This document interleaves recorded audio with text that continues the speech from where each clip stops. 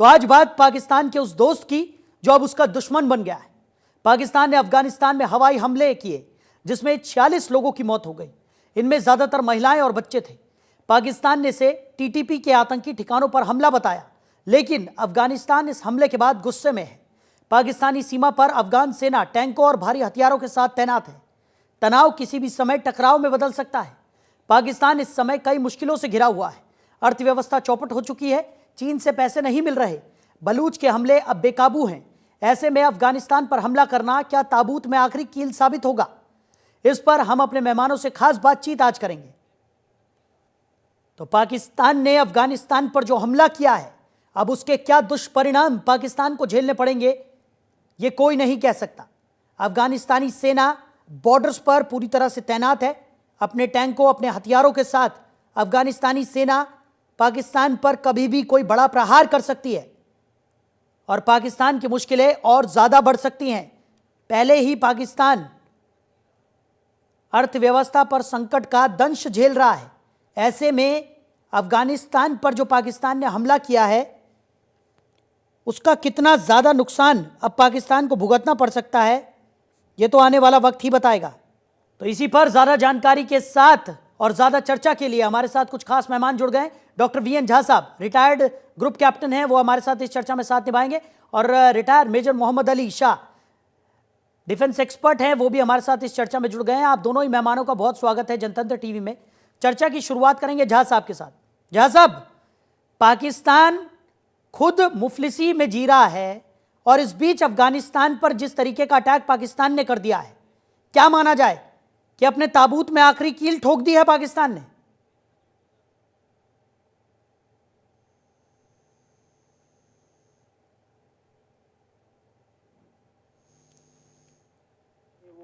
सितंबर में और फिर मार्च में शायद उसने एरियल अटैक किए थे अफगानिस्तान सरजमीन पे। देखिए, अफगानिस्तान भी एक सॉवरेन स्टेट है, उसकी अपनी पॉलिसी है और इस तरह मतलब अपनी एट योर विल जब आप किसी सॉवरेन नेशन के ऊपर में आप एरियल अटैक करते हैं या किसी भी तरह का अटैक करते हैं, तो ये कहीं कहीं इंटरनेशनल लॉ का जो है वायलेशन है। अगर पाकिस्तान तो एरियल अटैक कैसे करना चाहिए, क्योंकि पाकिस्तानी ओरिजिन के जो जिहादी हैं वो हमारे यहाँ पे एक्ट करते हैं और पाकिस्तान का भी यही ग्रज है कि अफगानिस्तान में जो टीटीपी के जो लोग हैं वो वहां से आके पाकिस्तान के ऊपर में हमला करते हैं।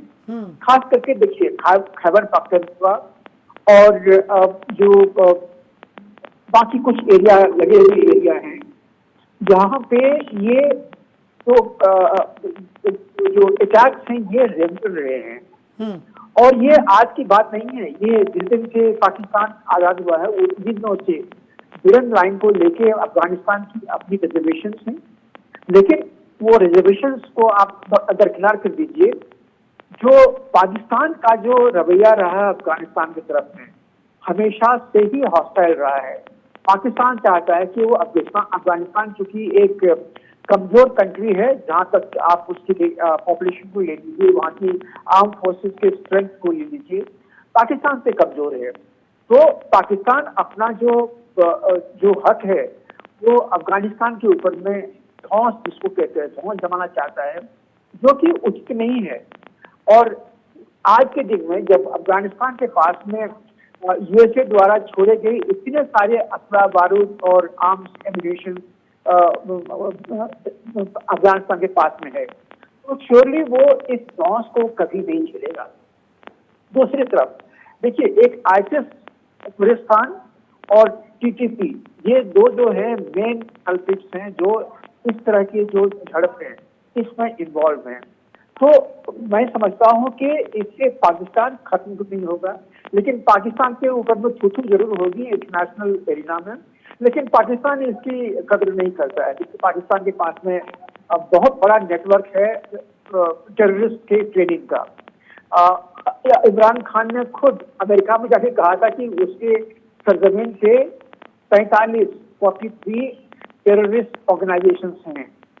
तो ये जब हाल है पाकिस्तान का, उसके मामले में तो अफगानिस्तान बेहतर है। अफगानिस्तान के पास तो सिर्फ एक आईसिस का थोड़ा सा तबका है और बाकी तालिबान का है।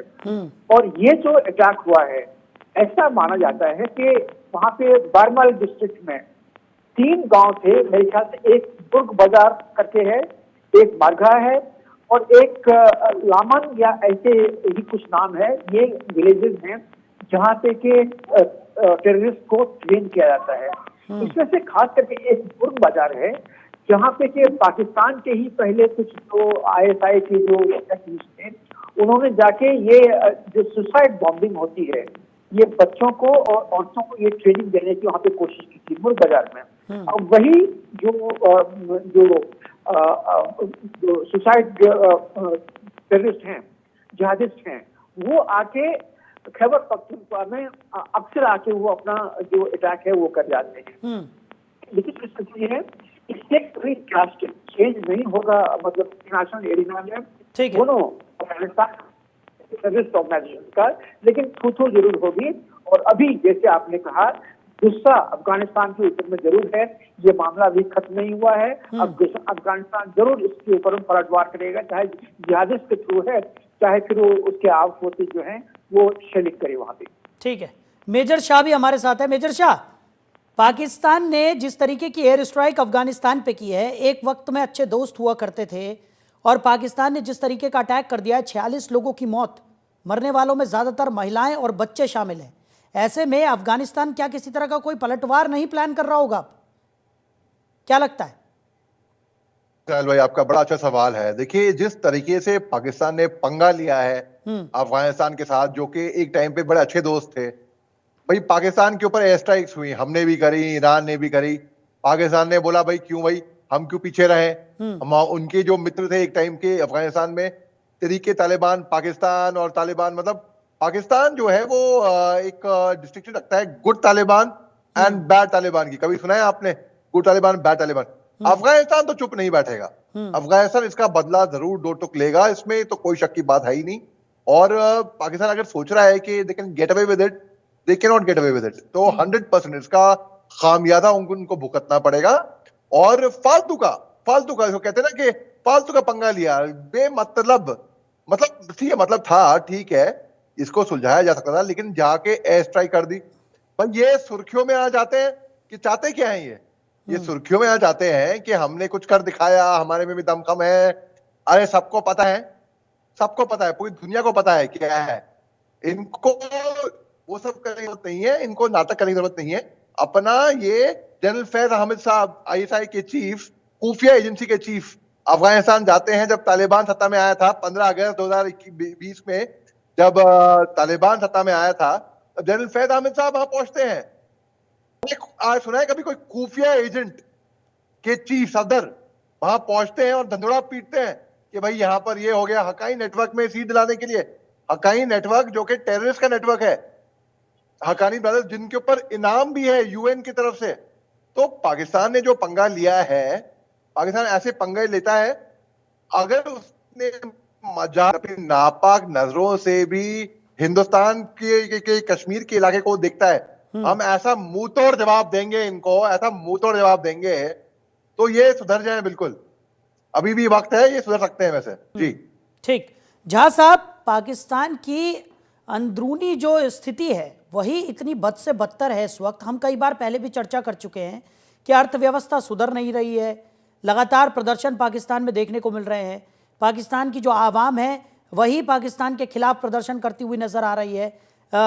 अगर माने तो इरफान खान जिस तरीके से जेल में हैं, उनके जो समर्थक हैं वो लगातार वहाँ पर प्रदर्शन करते हुए नजर आ रहे थे। और उस बीच इस तरीके से जो हमला किया गया है, जिसको अंतर्राष्ट्रीय जो मैत्री है उसका भी उल्लंघन यहाँ पर बताया जा रहा है।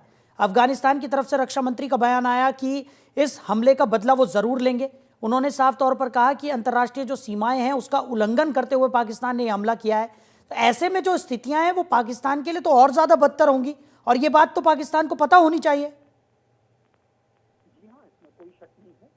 इससे पहले भी जब पाकिस्तान ने ऐसी हरकतें की थी तो अफगानिस्तान ने बिल्कुल क्लियरली अपना जो डिफेंस दिखा दिया था जी, सिर्फ बायलैटरल में पाकिस्तान नहीं, को सारी स्थितियां इंटरनेशनल मालूम है, जो सारे दुनिया के बारे में मालूम है, जहाँ पे फिर भी वो नादान बनता है ऐसा। दिखाई थी। उनके ऊपर एक ये जो उनका पाकिस्तान का जो एक ये उनको behavior सियासत है, खेलनी शाह है। साहब उनकी आ रहा जो हूं मैं आपके लीडर पास। हाँ शाह साहब, झा जी कुछ कह रहे हैं, फिर मैं आपकी के पास आ रहा हूं। बोलिए बोलिए झा साहब। देखिए, ये जो पाकिस्तान का जो रवैया है इस तरह का, ये रवैया कोई यूनिक आज के दिन का नहीं है। आप पाकिस्तान के आकाओं के वो वाक्य जो है वो याद कीजिए कि हम घास खा लेंगे, पानी पी के रह जाएंगे, लेकिन लड़ते रहेंगे। उन्होंने हिंदुस्तान के कॉन्टेक्स्ट में कहा था, लेकिन उनकी जो रवैया, उनका जो रवैया है वो वही है। देखिए, पाकिस्तान में कमी है, हर चीज की कमी है, रोटी नहीं मिलती है, वो घास खा लेंगे, भूखे रह जाएंगे। लेकिन जहां ये जो लड़ाई झगड़ा है, आपस में बैर है, ये पाकिस्तान के डीएनए में है। वहां के जो जितने जिहादी ऑर्गेनाइजेशन है उनके डीएनए में है। तो आज के दिन में जब वो जानते हैं कि तहरीके तालिबान पाकिस्तान का एक बड़ा ट्रेनिंग कैंप वहां पे, जो बरमाल डिस्ट्रिक्ट जो मैंने कहा था आपको, वहां पे है, तो पाकिस्तान ऐसे हर जगह को वो टारगेट करता रहता है। और इससे हमें भी थोड़ी सी एक सीख लेनी चाहिए कि हिंदुस्तान सेंट्रिक, कश्मीर सेंट्रिक जो जिहादी ऑर्गेनाइजेशन पाकिस्तान में है, हम भी उसके ऊपर ये ऐसे टारगेट चुन सकते हैं जो कि हम भी अटैक करें, लेकिन हम वो नहीं करते हैं। हम लोग पीस लविंग नेशंस हैं। हम चाहते हैं कि जो जहां तक हो सके इंटरनेशनल बॉर्डर पे ये शांति बनाए रखें और इस तरह की हरकत ना करें। लेकिन पाकिस्तान कभी ये समझने वाला नहीं है। पाकिस्तान का अफगानिस्तान से पंगा है, पाकिस्तान का ईरान से पंगा है, ईरान पाकिस्तान में अक्सर ऐसे झड़प जो है वो होते रहते हैं। तो पाकिस्तान इससे कोई सबक लेने वाला नहीं है।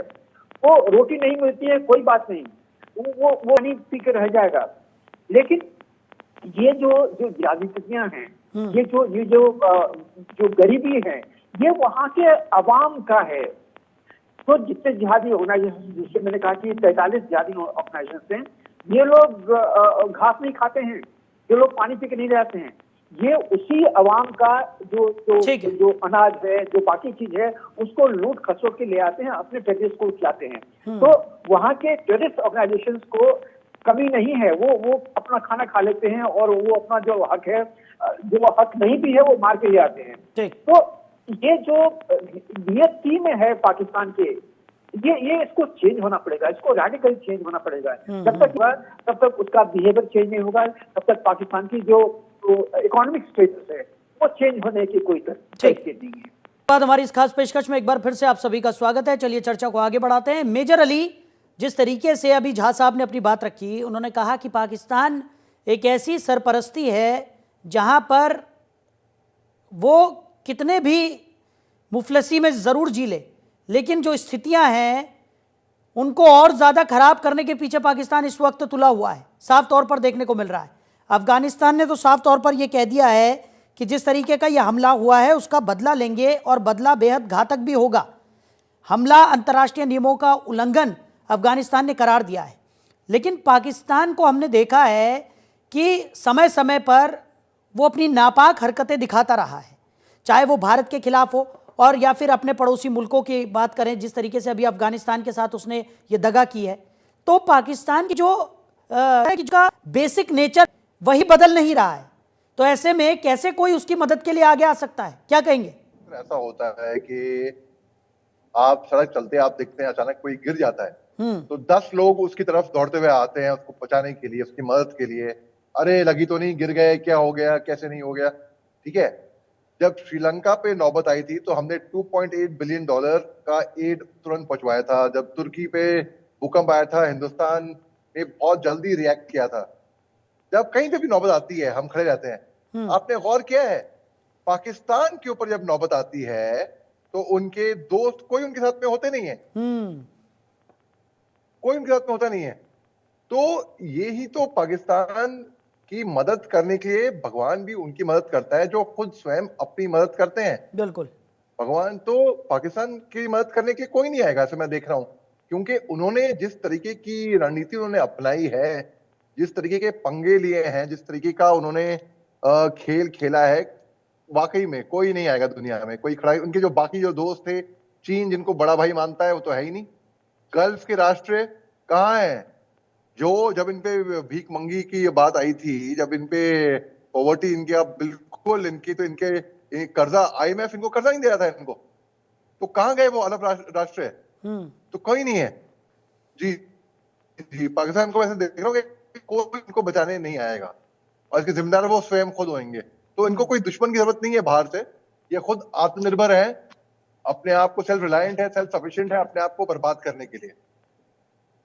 बिल्कुल ठीक है। डॉक्टर झा, जिस तरीके से समय समय पर पाकिस्तान अपने सुर बदलता रहा है, खासकर भारत की अगर हम बात करें, हमने देखा है कि कई बार भारत में कई आतंकी हमलों के पीछे पाकिस्तान का हाथ निकलकर सामने आया, लेकिन जब भी अंतर्राष्ट्रीय मंचों पर बातचीत होती है तो पाकिस्तान बातचीत का पक्षधर बना हुआ नजर आता है। कई बार कहता है कि भारत को पाकिस्तान के साथ बात करनी चाहिए या मैत्री संबंधों को आगे बढ़ाना चाहिए, लेकिन पीठ पीछे जिस तरीके की हरकतें पाकिस्तान की है उस पर क्या भरोसा किया जा सकता है कभी भी?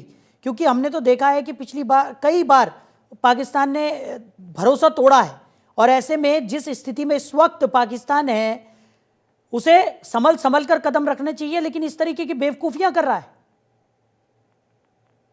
जी देखिए, पाकिस्तान का जो रवैया रहा है, ये एक समय में अमेरिका का एलाय था अगेंस्ट वॉर ऑन टेरर, लेकिन तब से आज तक में देख लीजिए पाकिस्तान की जर्नी रही है, वो डबल स्पीक में माहिर हो गया है। यहाँ तक कि जब तालिबान ने अफगानिस्तान के ऊपर में पूरा कब्जा किया था, उन दिनों में पाकिस्तान कह रहा था कि हम अमेरिका के साथ में लड़ रहे हैं, हम अमेरिका को सहायता दे रहे हैं, लेकिन वो कर क्या रहा था?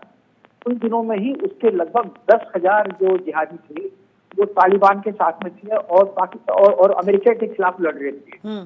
तो अमेरिकी वेपन, अमेरिकी पैसे पाकिस्तान को मिलते थे और वही पैसे और वही वेपन जो थे वो पाकिस्तान अपने जिहादियों को देके अमेरिकी फोर्सेस के खिलाफ लड़ने के लिए अफगानिस्तान में भेज देता था। तो ये जो डबल स्पीक है, ये तो जाहिर हुआ था कि जिस दिन तालिबान ने अफगानिस्तान में कब्जा किया था। और ये सिर्फ पाकिस्तान की बात नहीं है, ये लगभग जितने इस्लामिक कंट्री हैं जो आज के दिन में चाहे गृह युद्ध से ये या टेरर से जब लड़ रहे हैं, उनकी फितरत में है वो डबल स्पीक जो है बिल्कुल बना हुआ है। क्योंकि पाकिस्तान डबल स्पीक करता है जो इंटरनेशनल एड है उसको, उसके लिए या अमेरिकी सहायता के लिए। अफगानिस्तान डबल स्पीक करता है कि यूएन का थोड़ा सा एड आ जाए। अफगानिस्तान में आज हालत ये है कि वहां पे तालिबान के पास में जितने असला बारूद और आर्म्स एम्युनिशंस हैं कोई कमी नहीं उनके पास में, लेकिन खाने के लिए वो कहता है कि वर्ल्ड फूड प्रोग्राम हमें दे, यूएन एड एजेंसी दे, ह्यूमन राइट्स कमीशन जो है वो हमारे यहाँ पे खाना भेजे और बाकी सहायता भेजे। तो ये चीजें जो है हम पाकिस्तान में देखते हैं, अफगानिस्तान में देखते हैं, हम गाजा में देखते हैं, पैलेस्टाइन में देखते हैं, सीरिया में देखते हैं। हर वो कंट्री जो इस्लामिक नेशन की बात कर रहे हैं, चाहे यमन को ले लीजिए, इनके पास में हर दूसरे तीसरे घर में आपको AK-47 मिल जाएंगे, लेकिन वो कहेंगे कि हमारे पास में खाने का नहीं है, हमें खाने का दो। तो भाई अगर आपके डीएनए में ही ये लड़ाई लिखा हुआ है, आप लड़ोगे और कहोगे कि खाना हमें आप दो। सूडान को देख लीजिए आप, जो रैपिड फोर्सेस हैं और वहां की जो आर्मी है, ये दोनों आपस में लड़ रही है। सूडान में 3 नॉन इस्लामिक ट्राइब, एक था फर, एक था मसलाइट, एक था जगावा। इन तीनों ट्राइब्स का टोटल जो है वो जेनोसाइड हो गया है जी। इन्हीं लोगों ने किया हुआ है, दोनों आर्मी ने भी और जो रैपिड फोर्सेस हैं उन्होंने भी किया हुआ है।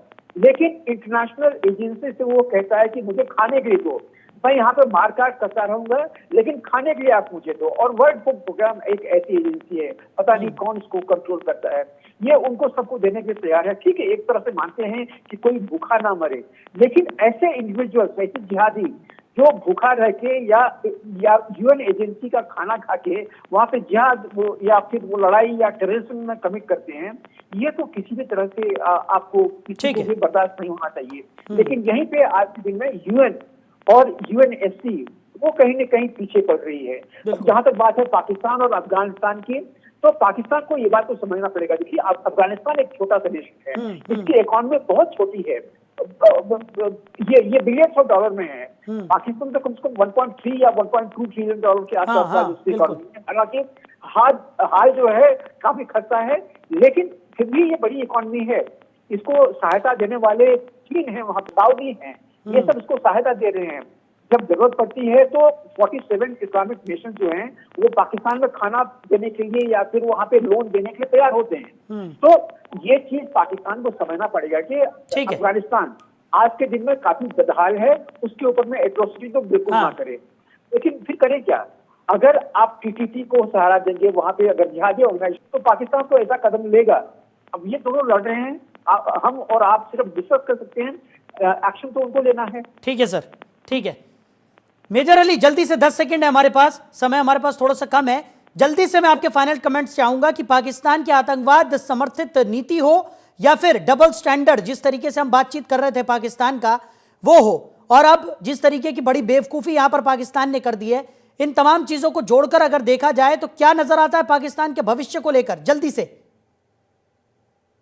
पाकिस्तान का भविष्य केवल बर्बादी की ओर है और ये 4 या 5 भागों में बटेगा, ऐसा मैं देख रहा हूँ। ये इसकी जिम्मेदार खुद होंगे। ये अभी आतंक खुद इन्होंने पैदा किया, आज की तारीख में खुद आतंक से जूझ रहे हैं। इनका बलूचिस्तान प्रोविंस एक अलग होएगा, पंजाब प्रोविंस अलग होएगा, इनका सिंध बलूचिस्तान अलग होएगा, इनका पीओके अलग होएगा, इनका हर तरीके से ये बटने वाले हैं। ठीक तो मैं पाकिस्तान का भविष्य बिल्कुल अंधकार में देख रहा हूँ। चलिए, आप दोनों ही मेहमानों ने अपना कीमती समय हमारे साथ साझा किया और चर्चा में साथ निभाया, इसके लिए आप दोनों का ही बहुत शुक्रिया। समय की कमी के चलते हमें इस चर्चा को यहीं विराम देना होगा। तो पाकिस्तान ने एक बड़ी गलती कर दी है। अफगानिस्तान पर एक बड़ा हमला पाकिस्तान की तरफ से किया गया, 46 लोगों की मौत, जिसमें ज्यादा संख्या मरने वालों की महिला और बच्चों की। अब अफगानिस्तान आग बबूला है। अफगानिस्तान की तरफ से बयान सामने आया है कि पाकिस्तान को उसका करारा जवाब मिलेगा। अब आने वाले समय में यह संघर्ष किस ओर जाएगा, इस पर भी नजर बनी रहेगी।